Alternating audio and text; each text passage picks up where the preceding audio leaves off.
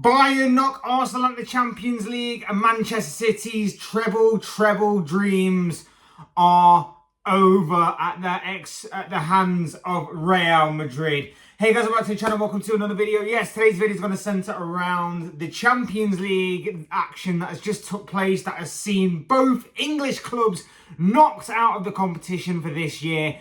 Arsenal crash out at the expense of Bayern Munich, whilst Manchester City took Real Madrid all the way to penalties. Real Madrid held out all the way to penalties at the Etihad and managed to come away with booking their ticket into the final four of the competition. Say what you want about Real Madrid, but they always find a way to win in this competition.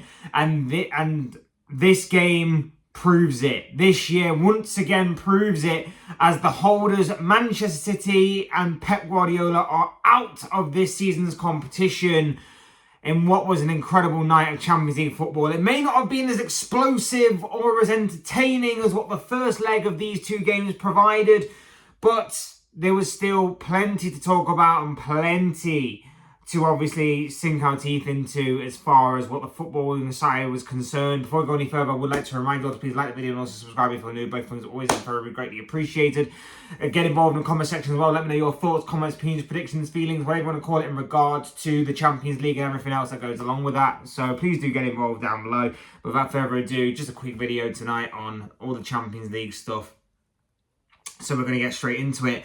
I didn't really watch the Manchester City game. I was following it on things like Twitter and stuff. I was mainly watching the Arsenal game. I thought the Arsenal game might provide a bit more of an interesting flavour. So I was watching that one mainly. I was following the other one on various social media platforms and things. So what I will say about the Arsenal result is that I kind of expected it. When I did say that Arsenal would go through, right at the beginning, I said Arsenal would go through, bearing in mind that I was expecting Arsenal to somewhat dominate and get the win that they needed at home to take to the Allianz and stink the place out to ultimately get over the finish line in terms of an aggregate scoreline. That obviously didn't happen. And my opinion and prediction somewhat changed when that didn't happen. And I thought that Bayern Munich were going to get the job done in the end, because I just didn't think Arsenal had the big game mentality to drive forward at the Allianz and get the win that they needed. Even though this Bayern Munich side have been poor for the majority of this season, they aren't the Bayern Munich side that struck fear into the likes of many opposition down the years. They are definitely there for the taking. I still felt that with the game pretty much going into it being 0-0 on the night, I know it's like a 2-2 scoreline, but it's essentially 0-0, isn't it? Now the away goal rule is cancelled out. It was all there for the taking for Bayern Munich. And that's exactly how it proved. I don't really remember Manuel Neuer having to make any kind of decent save or anything. There were one or two scary moments, admittedly. But for the most part, Bayern Munich was so solid and so brilliant defensively. And of course, took their chance when it mattered. And Joshua Kimmich, who I find to be incredibly underrated and such a good, consistent performer, no matter where you decide to play him, comes up with a fantastic bullet header for a goal. A brilliant goal by Joshua Kimmich, a brilliant goal all round, and a goal brilliantly crafted and well worked, and a goal to knock Arsenal out. Like I say, I thought Arsenal were okay, but they lacked that intensity. They just lacked intensity. They lacked the higher tempo. It was almost like they'd somewhat resounded to a bit of a defeat in the end. Like, it wasn't the same Arsenal that we have seen time and time again put teams away in the Premier League over the past few weeks and months. So Arsenal seems to lack intensity. They weren't at the races, I didn't think, for most of the game. Like I said, they had one or two moments, but I thought that was mainly credit down to Bayern and the way they neutralised Arsenal. Say what you want about Thomas Tuchel, but he knows how to get things done in this competition. And once again, like I say, it proves. I spoke earlier on in the video about how Real Madrid have this sort of mentality drilled into their heads about how to navigate through knockout stage competitions, particularly this competition itself. Thomas Tuchel seems to have that in abundance as well. He did that with obviously PSG to get them to their first ever final. And then of course he did that a year later with Chelsea, winning it in a sort of underdog sort of way that no one was expecting Chelsea to do and perform. But he managed to do that. And now he's gotten Bayern into the final four this season. And it keeps my somewhat dream alive of an all-German final between Bayern and Dortmund.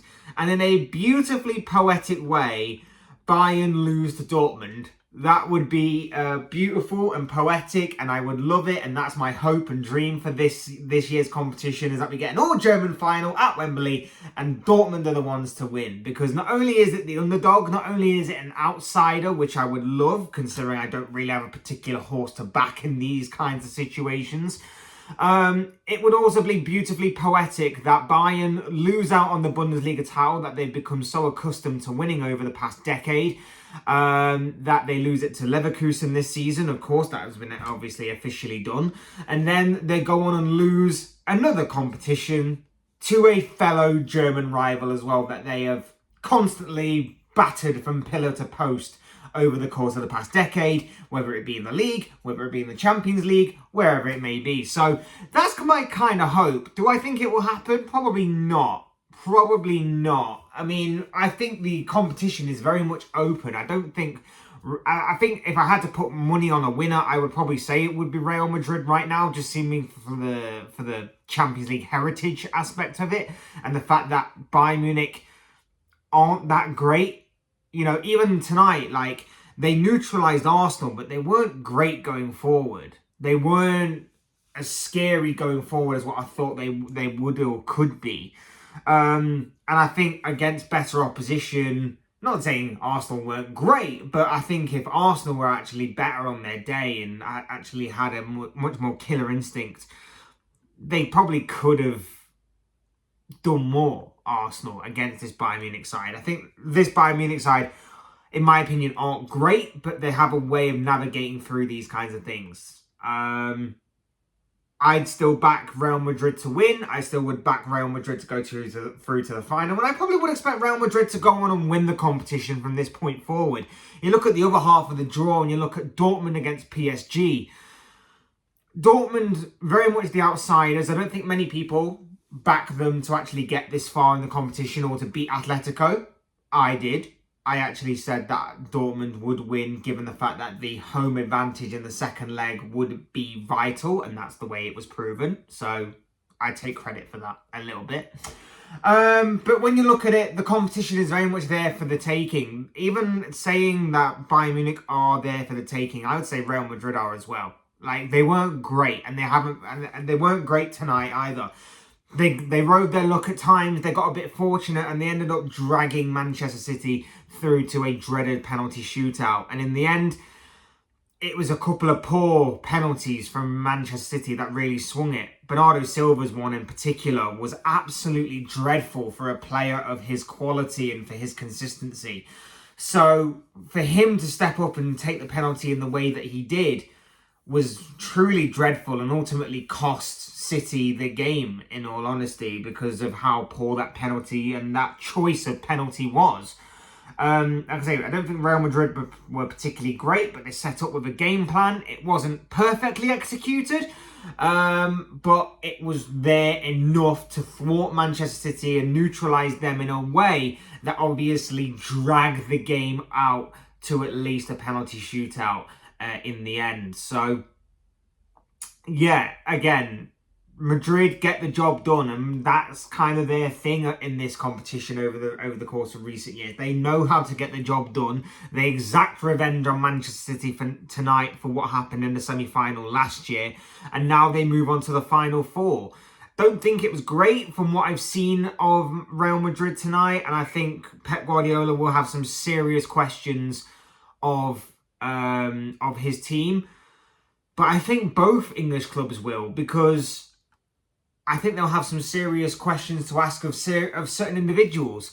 I don't want any Arsenal fan coming out with Bukayo Saka being world class when he was virtually non-existent tonight. I don't want any comparison of Bukayo Saka to Mohamed Salah when he was virtually non-existent tonight. Don't want any talk about Kai Havertz, non-existent tonight. To not play them in this game, actually, crazy, right? Oh no, they were playing. Saka was obviously limping around come 70 minutes. Yeah, of course he was. He was limping around, which is basically what he's been known to be doing for the past couple of, or not even past couple of weeks, for the past few weeks.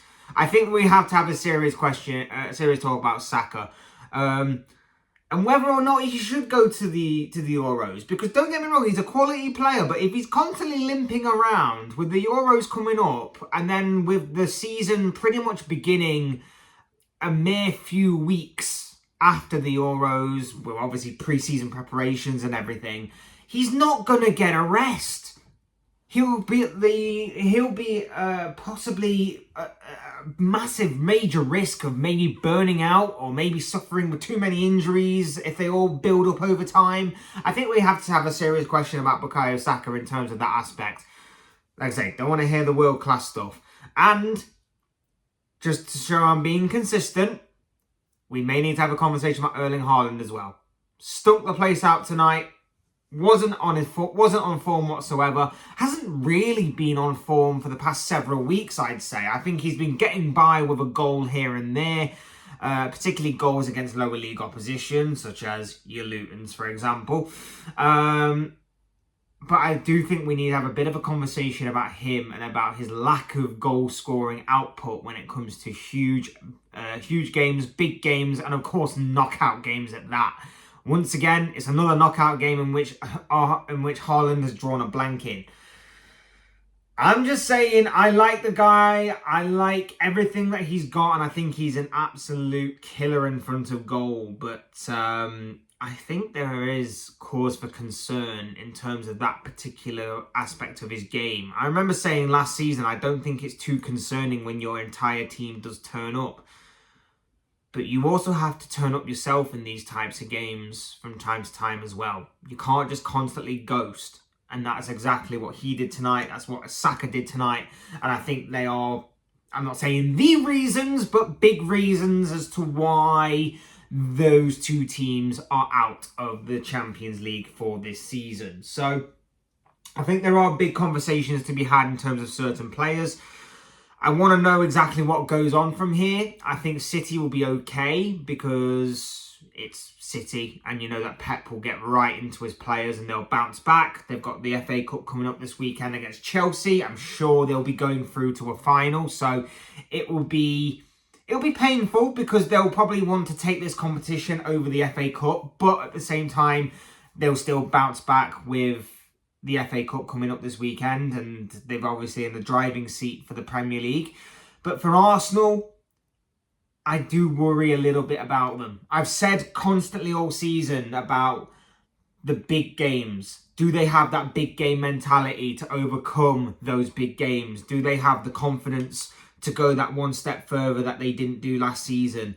And I think tonight and the past week or so has shown that when the pressure intensifies and when the pressure is really on, sometimes they still have this tendency to buckle under that pressure. We saw it against Aston Villa on Sunday. We've seen it again tonight. And I know it's obviously tough to go away from home, but let's face it, this Bayern side, they're not as good as what they were in previous years gone by. They are there for the taking, and I do worry that maybe tonight for Arsenal was a bit of a missed opportunity for them. But that's just me on that one. Overall, we know our fourth semi-finalists. We know that Bayern are going to be playing Real Madrid in a mouth-watering encounter. That one, Thomas Tuchel going up against Carlo Ancelotti. We know that obviously in the other half of the draw, Borussia Dortmund are going to be facing PSG in another exciting encounter. I can't wait for the semi-finals to roll on. Like I say, my heart says Dortmund. My heart wants an outsider. My heart wants Dortmund. But my head is telling me Real Madrid to go on and win it from here. And let's face it, the 14-time winners... No, it is 14, isn't it? Well, it probably could be 15 if I'm right in thinking. I'm pretty sure it's 14. It's 13, 14 or 15. It's one of the two. I can never remember fully. I think it's 14. I'm pretty sure it's 14. But let's face it, come the end of the campaign, it probably could or should or will be 15. So we'll obviously wait and see how that all turns out in the semi-finals. Would love to know how that's going to go. Pretty excited for it all to unfold before our very eyes. But of course, tonight it's about Real Madrid. It's about Bayern Munich, who have both made it through to the semi-finals, knocking out both English clubs. And just to add the icing on the cake, it's not all doom and gloom for Arsenal fans, because you two teams being knocked out has probably meant that it's cost England the 5th commemorative, or whatever it is, place for next season's Champions League, which is possibly going to be filled by Tottenham. So if you want a silver lining, Arsenal fans, you probably just cost Tottenham a chance of the Champions League next season, unless, of course, Villa bottle it from this position and Tottenham somehow manage to get into 4th place. But if they stay in 5th, you probably just cost Tottenham a chance in next season's Champions League. So silver linings and all that, not too shabby for Arsenal overall. But of course, these are just the thoughts, comments, opinions, predictions, feelings, whatever you want to call it, of this guy. I want to know what you guys think. What do you make of Arsenal, Manchester City, Bayern, Real Madrid, the Champions League action that played tonight, and of course the Champions League action going forward? I'd love to know your thoughts, comments, opinions, predictions, feelings, whatever you want to call it, in this particular topic down below. Let me know your thoughts, comments, opinions, predictions, feelings, whatever you want to call it. I'm sure it'll make for great and interesting reading. Otherwise, hit the like button on the way up if you enjoyed the video, subscribe if you're new, want to see more content like this. Both things are always very greatly appreciated. And of course, get involved in the comment section. Let me know you, and of course, thank you all so much for watching and listening. I've been Fletch. This has been another Fletch Talks video. I'll see you speak to you all again soon in another video or live stream or whatever it may be. Cheers, guys. Thanks everyone for watching. Take care. Enjoy the rest of your night. Speak to you all again very, very soon.